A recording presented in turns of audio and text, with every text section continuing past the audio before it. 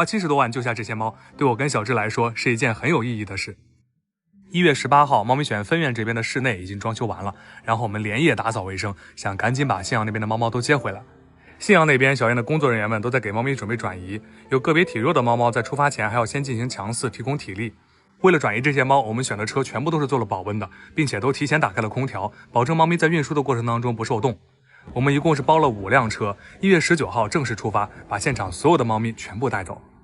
我们12月13号晚上接手猫车的猫咪以后，转移到新基地的猫咪一共是695只，当时已经在住院的猫咪是67只，在旧基地的屋顶和周边用诱捕笼抓回来了7只，也就是说一共接手了769只猫咪。在基地的现场逃跑的猫咪是4只，接手后累计死亡火化了96只，累计领养出去一共144只，7只重症住院的猫咪留在信阳带不回来，最后我们带回新乡的猫咪一共是518只。这次我们还一起带回来了一部分物资，剩下的全部都锁在仓库，等年后我们腾出手来再进行统计和转移。分院这边已经提前开了1天的空调，状态比较好的猫咪全部都散养在室内了。屋里特别暖和，我跟小智热的都得脱衣服，不过这样的温度也更利于生病的猫咪康复。接手猫车以后，我们一共是花了70多万，费用分为5个部分。第一部分是医疗相关的费用，一共是20.7094块8毛9。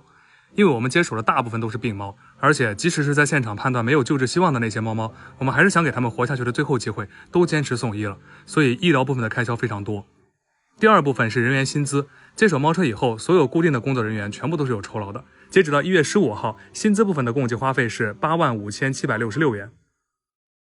第三部分是杂项支出，包括仓库租赁、搬运费用、物品采买，还有志愿者的车费、住宿费、餐费等等，共计是15.4034块5毛4。第四部分是志愿者注射疫苗的费用，共计是15737。因为咬伤的程度不一样，有一些严重的是需要注射球蛋白的，那样费用就会高一些，所以每个人的费用都是有差别的。第5部分是分院的装修费用，因为古镇给我们的那个是毛坯房，我们想让这些猫猫的生活条件好一些，就把院子和室内都一起装修了。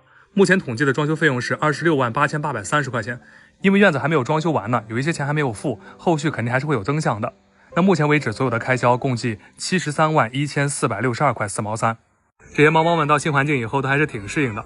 我把之前给咱们小院做的那个旧的猪食草也拿过来了，有一只臭猫跟蹭蹭一样，它特别喜欢睡在这个猪食草里面，其他猫都在它屁股后面挤着吃饭。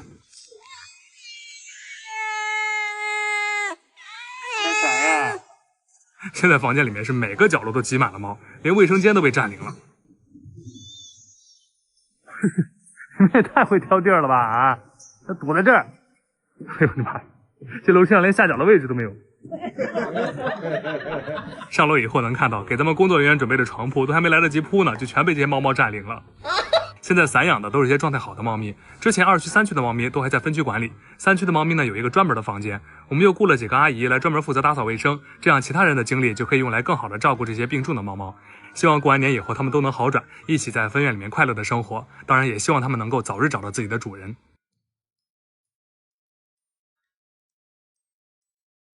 你又胖了，你又胖了，昨天，哎呦呦呦，哎呦呦呦，哎呦呦，哎呦哎呦，又胖了，这会说话了呀！哎呀，哭了，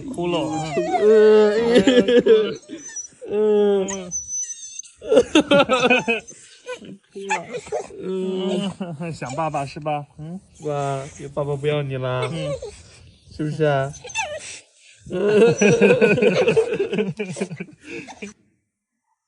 大条，你不想爸爸呀？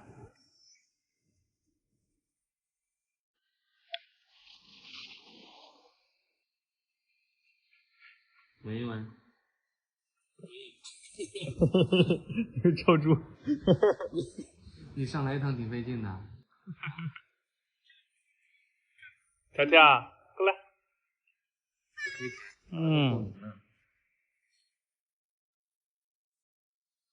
一样，好，抱抱。好。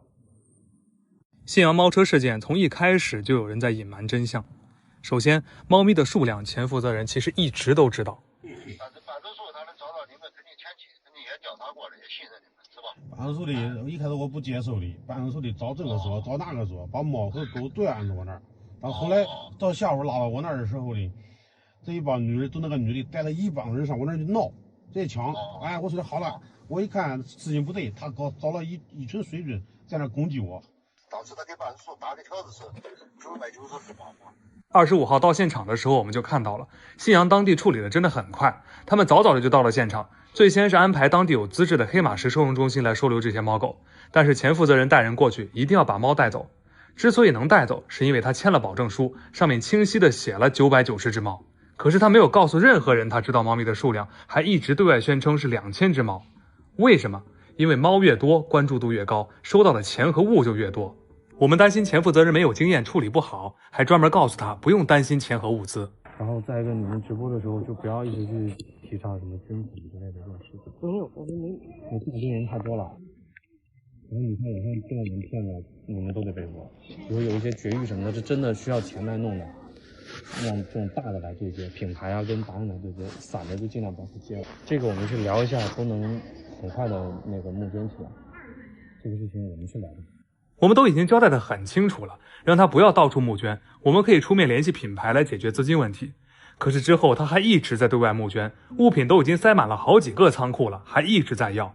12月2号，仓库里的猫都已经死亡长蛆了才被发现，所以我们意识到现场一定有大问题。